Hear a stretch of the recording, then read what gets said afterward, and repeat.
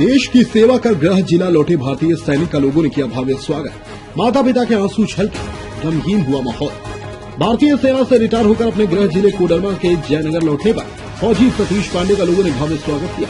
इस दौरान लोगों ने जय हिंद वंदे मातरम का नारा जोरदार तरीके से लगा रहे थे और रिटायर फौजी का हौसला बढ़ा रहे थे। लोगों ने स्थानीय जयनगर थाना के समीप लोगों ने फूलमाला और जयकारे के साथ उनका भव्य स्वागत किया।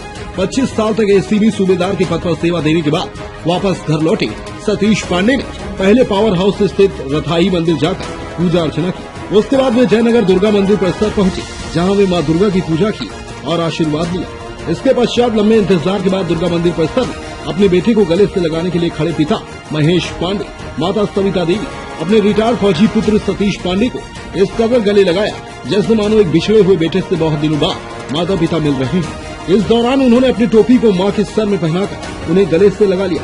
इस दौरान उपस्थित दर्जनों लोग भावुक हो गए और लोगों की आंखों से आंसू छलक पड़े। इस दौरान सतीश पांडे ने बताया कि उन्होंने 30 अप्रैल 1996 को आर्मी में भर्ती हुए थे और 30 अप्रैल 2022 को वे रिटायर हुए।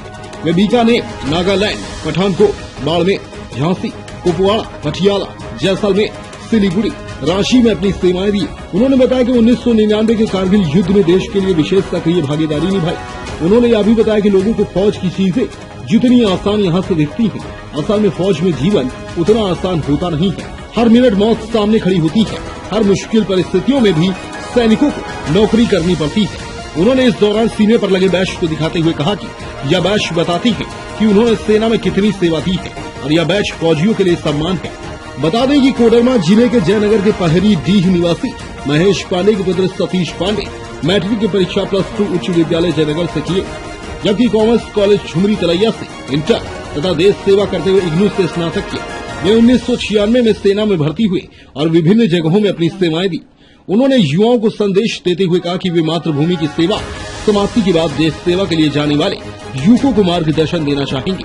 इस अवसर पर दिवाकर पांडे, प्रभाकर पांडे, डॉक्टर सुनील कुमार पांडे, अनिल पांडे, राजेश शेखर पांडे, सुमेश शेखर पांडे, सुनील सिंह, सरोज सोनी, मनोज स्वर्णकार, वीरेंद्र सहित काफी संख्या में लोग शामिल थे।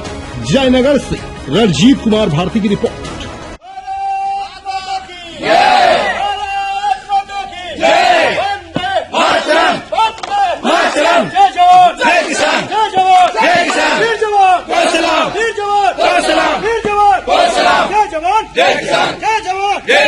भारत माता की वंदे मातरम, वंदे मातरम, वंदे मातरम, वंदे मातरम, भारत माता की जय, भारत माता की जय।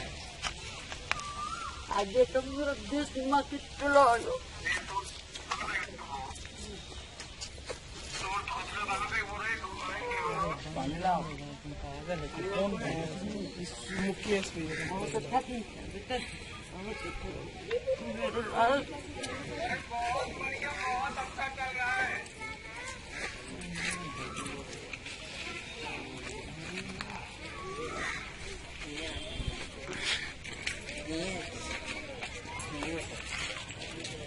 भारत माता की जय, भारत माता की जय, भारत माता की जय, भारत माता की जय, वंदे मातरम, वंदे मातरम, वंदे मातरम, वंदे मातरम, वंदे मातरम।